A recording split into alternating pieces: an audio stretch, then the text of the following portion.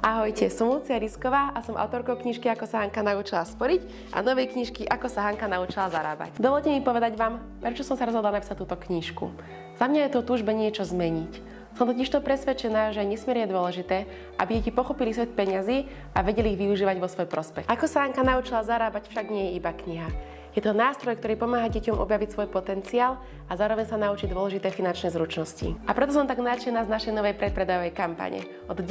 do 30. novembra máte príležitosť získať túto novú knižku a ďalšie zvýhodnené balíky so zľavou. Je to vaša príležitosť podporiť našu víziu a zmeniť spôsob, akým sa deti učia o peniazoch. Preto neváhajte a urobte radosť svojim deťom, vnúčatám či krsňatám tým, že im darujete túto knižku. Pomôžte nám dosiahnuť náš cieľ a umožnite deťom mať väčšie finančné sebavedomie v ich dospelosti.